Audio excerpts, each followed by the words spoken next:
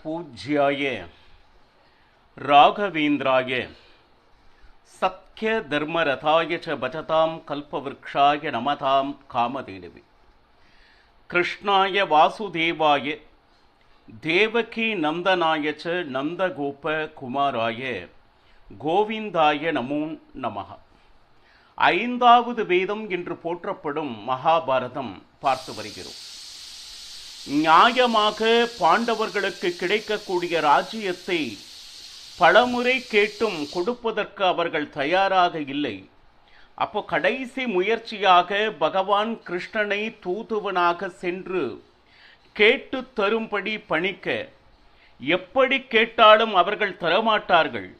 அவர்கள் செய்கின்ற அதர்மம் இந்த உலகத்திற்கு தெரிய வேண்டும், நான் தூதுவனாக செல்கிறேன் என்று சொல்லி அஸ்தினபுரம் சென்று திருதராஷ்டிரனுக்கு அவன் செய்து கொண்டிருக்கக்கூடிய அதர்ம விஷயங்களை எடுத்து கூறி, இது உன்னுடைய குல நாசத்திற்கே காரணமாகிறது என்று பகவான் கிருஷ்ணன் எச்சரித்தார்.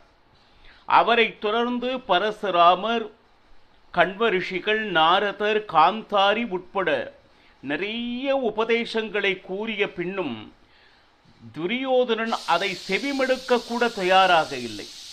மாறாக தூதுவனாக வந்த பகவான் கிருஷ்ணனையே கட்டி போட திட்டம் தீட்டினான்.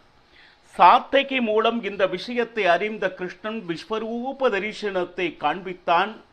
பகவத் பக்தர்கள் அத்தனை பேரும் கண்டு மகிழ்ந்தனர். இனி பேசி பிரயோஜனம் இல்லை என்று அஸ்தினபுரம் இருந்து கிளம்ப எத்தனித்தான் பகவான் கிருஷ்ணன்.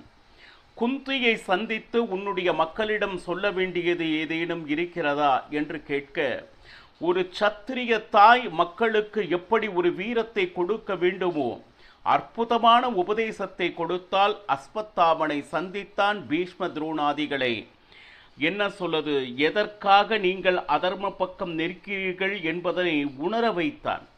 மட்டுமா பகவான் கிருஷ்ணன் கர்ணனை சந்தித்து, நீ குந்தியினுடைய மகன், நீ பாண்டவரிடம் சேர்ந்தால் நீனே ராஜ்ய பரிபாலனம் செய்யலாம் அப்படின்னு சொல்லிட்டு கர்ணனிடம் கேட்க, இப்போ இந்த மாதிரி ஒரு நிலைமையில் நான் நிச்சயமாக வருவதற்கு தயாராக இல்லை.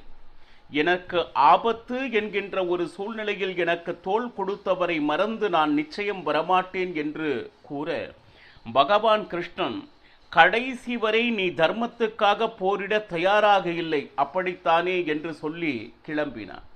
விதுரன் பதைத்து குந்தியிடம், இரு குலங்களும் நாசமாக போகிறதே என்று சொல்லி வருத்தப்பட, குந்தி நேராக கர்ணனிடம் சென்று அவள் பங்கிற்கு கேட்டு பார்க்கிறாள். கர்ணா, பாண்டவர் பக்கம் வந்துவிடு. ஆனால் இப்பொழுது எங்கிருந்து வந்தாய்? எத்தனை அவமானங்களை சந்தித்த பொழுது அப்பொழுதெல்லாம் மகனுடைய பாசம் உனக்கு வராத பொழுது இன்று மட்டும் உனக்கு வந்ததன் காரணம் என்ன என்று பல கேள்விகளை அடுக்கினான். எந்த கேள்விக்கும் பதில் இல்லை. ஆனால் அர்ஜுனனை தவிர வேறு யாரையும் சந்தர்ப்பம் கிடைத்தாலும் நான் கொல்ல மாட்டேன் என்கின்ற வாக்கினை குந்தியிடம் கொடுத்து பிரதட்சண நமஸ்காரம் செய்து குந்தியை வழியனுப்பி வைத்தான் கர்ணன். இப்போ உபப்ளாவ நகரத்தில் என்ன நடந்தது என்பதனை பகவான் கிருஷ்ணன் பாண்டவர்களிடம் எடுத்து கூறுகின்றனர். இப்போ வேறு வழியே இல்லை, யுத்தம் அப்படின்னு சொல்லிட்டு உறுதியாயிடுது.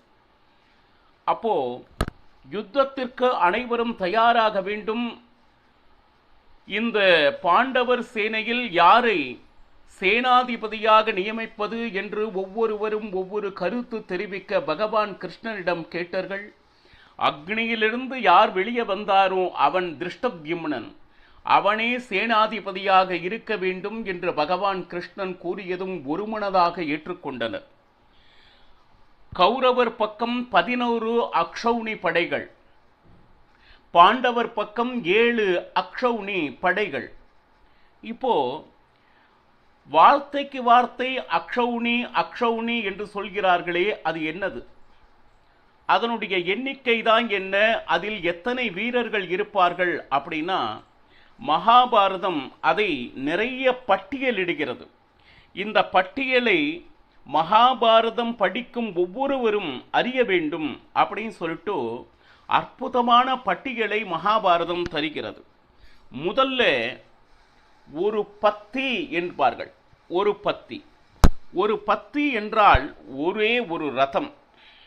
பாருங்க, ஒரு ரதம் அப்படின்னா அதுல குறைந்தபட்சம் 4 ஜனங்கள் இருப்பாங்க. குதிரையின் முன்னே, ரதத்தின் பின்னே, ரதத்தின் சாரதி ஒருவர், அந்த ரதத்தில் அமர்ந்திருப்பவர் ஒருவர். ஒரு ரதம் என்றால் அதில் 4 பேர் இருப்பர். சரி, அடுத்து யானை. யானை என்றால் யானை மேல் ஒருவர் அமர, யானையின் முன் ஒருவரும் பின் ஒருவரும், 3 ஜனங்கள். ஒரு யானை அப்படின்னா அதற்கூட 3 ஜனங்கள் இருப்பர். ஒரு ரதம் 4 ஜனங்கள், ஒரு யானை 3 ஜனங்கள். அதே போல ஒரு குதிரை 5 அதாவது எந்த விதமான வாகனமும் இல்லாமல் நிலத்தின் மேல் நின்று போரிடு காலாட்படை அப்படிம்பாங்க. 5 காலாளிகள் அப்படின்னு சொல்றாங்க. இதையே நான் இப்ப சொன்னேன் இல்லையா, இந்த பட்டியலை கூட்டினால் மொத்தம் 13 ஜனங்கள் வருவார். இதையே ஒரு பத்தி என்று சொல்வார். ஒரு பத்தி என்றால் 13 ஜனங்கள். ஒரு ரதம், ஒரு யானை, ஒரு குதிரை, 5 காலாளிகள். அப்படின்னா எந்த விதமான வாகனமும் இல்லாமல் நிலத்தின் மேல் நின்று தன் கையில் இருக்கக்கூடிய ஆயுதத்தை வைத்து போரிடுபவர்கள். இந்த செட் அப்படின்னா ஒரு பத்தி. இதில் இருந்து இதனுடைய எண்ணிக்கையை மகாபாரதம் விரிவாக்குகிறது. இன்று நாம் முழுக்க கணக்குகளைத்தான் பார்க்க இருக்கிறோம். ஒரு பத்தி என்றால் என்ன அப்படின்னு சொல்லிட்டு பார்த்தோம். சரி, இந்த மாதிரி 3 பத்திகள் இணைந்தால் ஒரு சேனாமுகம் என்று அழைக்கப்படுகிறது. 3 சேனாமுகம் ஆனால் ஒரு குல்மா என்கின்ற அழைக்கப்படுகிறது. 3 குல்மா அப்படின்னா ஒரு கணம் என்று அழைக்கப்படுகிறது. 3 கணம் என்று சொன்னால் ஒரு வாகினி என்று அழைக்கப்படுகிறது. 3 வாகினிகள் இணைந்தால் அது ஒரு பிரதனா என்று அழைக்கப்படுகிறது. 3 பிரதனா என்று இணைக்கும் பொழுது ஒரு சமு என்று அழைக்கப்படுகிறது. 3 சமு இணைந்தால் ஒரு அணிக்னி என்று அழைக்கப்படுகிறது. 10 அணிக்னிகள் இணைந்தால் இதைத்தான் ஒரு அக்ஷௌனி என்று சொல்கிறோம். இது மகாபாரதம் நமக்கு கொடுக்கக்கூடிய ஒரு அக்ஷௌனி என்றால் அதில் எத்தனை ரதங்கள் இருக்கும், எத்தனை யானைகள் இருக்கும், எத்தனை குதிரைகள் இருக்கும், எத்தனை காலாட்படைகள் இருக்கக்கூடிய ஆட்கள் இருப்பர். இது ஒரு பட்டியல். உதாரணத்திற்காக இதை இன்னும் கொஞ்சம் விரிவுபடுத்த வேண்டும் என்றால், ஒரு அக்ஷௌனி என்றால் யானை மட்டும் 21,870 யானைகள் அடங்கியது ஒரு அக்ஷௌனி. ரதம் என்று சொன்னால் 21,870 ரதங்கள் கொண்டது ஒரு அக்ஷௌனி. குதிரை 65,610 குதிரைகள் இருந்தால் அது ஒரு அக்ஷௌனி. காலாட்படைகள் என்று சொல்வார்களே, அந்த வீரர்கள் 1,09,350 ஜனங்கள் இருந்தால் பாருங்க. இப்ப நான் யானைகள், ரதங்கள், குதிரைகள், காலாளிகள் இத்தனை பேருடைய எண்ணிக்கை சொன்னேன். இவை அனைத்தும் இணைந்தால் அதற்கு பெயர் ஒரு அக்ஷௌனி என்று பெயர். உங்களுக்காக மீண்டும் 21,870 யானைகளும் 21,870 ரதங்களும் 65,610 குதிரைகளும் 1,09,350 காலாளிகளும் இணைந்தது ஒரு அக்ஷௌணி. இதே 7 அக்ஷௌணிகள் பாண்டவர்களிடம் இருந்தன என்று சொல்கிறார். 7 அக்ஷௌணிகளில் மொத்தம் இருந்த யானையினுடைய எண்ணிக்கை 1,53,90 யானைகளும் 1,53,90 ரதங்களும் அதே போல 4,59,270 குதிரைகளும். அந்த காலாளிகள் என்று சொல்வார்களே, அவர்கள் 7,65,450 காலாளிகளும் 7 அக்ஷௌணிகளில் மொத்தமாக பாண்டவர் பக்கம் போரிடுவதற்காக தயாராக இருந்தனர் என்று மகாபாரதம் வர்ணிக்கிறது. இதே கௌரவர் பக்கம் அப்படின்னு சொல்லிட்டு பார்த்தோம்னா, அவர் பக்கம் 11 அக்ஷௌணி. இதுவரை நான் பாண்டவர் பக்கம் இருக்கக்கூடிய 7 அக்ஷௌனுடைய கணக்குகளை சொன்னேன். கௌரவர் பக்கம் 11 அக்ஷௌணிகளாக இருக்கிறதுனால அங்கு யானைகள் மட்டும் சரி 2,40,570 யானைகள் கௌரவர் வசம் இருந்தன, 11 அக்ஷௌணிகளையும் சேர்த்து. ரதங்கள் 2,40,570 ரதங்கள். குதிரை அப்படின்னு பார்த்தா 7,21,790 குதிரைகள். காலாளிகள் என்று சொல்வோம் 12,02,080 காலாளிகள். இது 11 அக்ஷௌணிகளுடைய மொத்த எண்ணிக்கையில் இருக்கக்கூடிய ஜனங்கள். எத்தனை யானை, எத்தனை ரதங்கள், எத்தனை குதிரைகள், எத்தனை காலாளிகள் என்று கௌரவர் பக்கம் இருக்கக்கூடிய 11 அக்ஷௌணிகள். இப்போ ஒரு பக்கம் பாண்டவரிடம் எத்தனை ஜனங்கன்னு பார்த்தாச்சு, கௌரவர் பக்கம் எத்தனை ஜனங்கன்னு பார்த்தாச்சு. அடுத்து ஒரு பட்டியல் தருகிறது.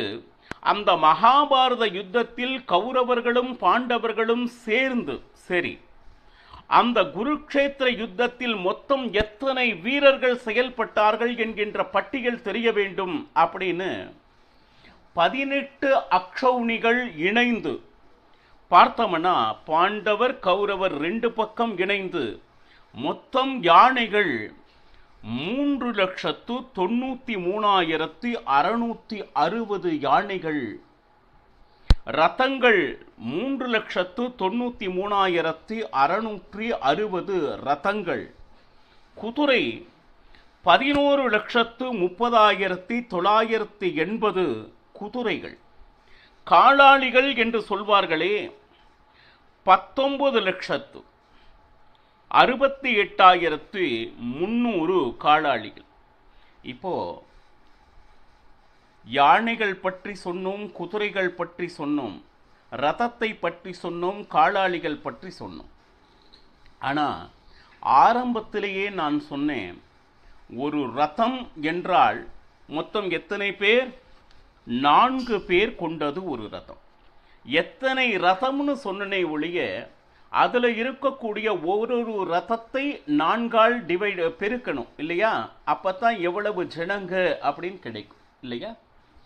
அதே போல ஒரு யானை என்றால் அந்த யானையோடு 3 பேர் வருவார்கள் அப்படின்னு சொல்லியிருந்தேன். அப்படி பார்த்தா பாருங்க, ரதம் 15,46,000 ஜனங்களும், குதிரை 11,80,000 ஜனங்களும் கூட இருந்தார்கள். சும்மா அப்ராக்சிமேட்டு பார்த்தா 60 லட்சம் ஜனங்கள். இது போக நாம சைன்யம் அக்ஷௌணி சைன்யத்தில் இருக்கக்கூடிய ஜனங்களை மட்டும் நாம் கணக்கில் எடுத்துக்கொண்டோம். இது அல்லாமல் நிறைய வீரர்கள். ஏன்னா ராஜர்கள் என்ன பண்ணாங்க, எங்ககிட்ட குதிரைகள் மட்டும்தான் இருக்குன்னு குதிரைகளை தனியாகவும், காலாளிகள் மட்டும்தான் இருக்காங்கன்னு யானைகள் மட்டும்தான் இருக்கு அப்படின்னு சொல்லிட்டு பாண்டவர்களுக்கும் சரி கௌரவர்களுக்கும் சரி கொடுத்த ராஜர்கள் எத்தனையோ பேர் இருக்கிறார்கள். அப்போ அதையெல்லாம் கணக்கில் நாம எடுத்துட்டோம். சுமார் 75 லட்ச ஜனங்கள், யானைகள், குதிரைகள், காலாளிகள் மகாபாரத யுத்தத்தில் பங்கு பெற்றார்கள். ஒரு வருத்தமான விஷயம் என்ன என்றால், இவர்கள் யாவரும் உயிரோடு இல்லை என்பது. மகாபாரத யுத்தத்தில் எப்பேற்பட்ட ஒரு அழிவு ஏற்பட்டிருக்கிறது அப்படின்னா, அதர்மிகள் நாசமாகியிருக்கிறார்கள் அப்படின்னு நாம எடுத்துக்கொள்ள வேண்டும். எத்தனை யானைகள், எத்தனை குதிரைகள்! மகாபாரதம் இந்த ஒரு பட்டியலை இடுகிறது. மொத்தம் 11 அக்ஷௌணிகள். 6 அக்ஷௌணிகளை முழுவதுமாக வீழ்த்தியவன் யார் அப்படின்னா பீமசேனன். 5 அக்ஷௌணிகளை வீழ்த்தியவன் அர்ஜுனன். 11 அக்ஷௌணி முடிஞ்சு. அங்கொன்றும் இங்கொன்றுமாக மற்றவர்கள் தங்களுடைய பங்கு ஆற்றியிருக்கிறார்கள். நியாயமாக பார்த்தால் அத்தனை வெற்றியினுடைய முழு பலத்தை பீமனும் அர்ஜுனனும் எடுத்துக்கொண்டான் என்றுதான் சொல்ல வேண்டும். இப்பேற்பட்ட பட்டியலை மகாபாரதம் நமக்கு கொடுத்திருக்கிறது. இன்னும் அந்த குருக்ஷேத்திரத்தில் என்னென்ன விஷயங்களை இனி தர்மராஜன் நியமிக்க இருக்கிறான் என்பதை அற்புதமாக வர்ணிக்கிறது மகாபாரதம். நாளையும் பருகலாம். சர்வம் ஸ்ரீகிருஷ்ணார்ப்பணமஸ்து. ஹரே ஸ்ரீனிவாசா.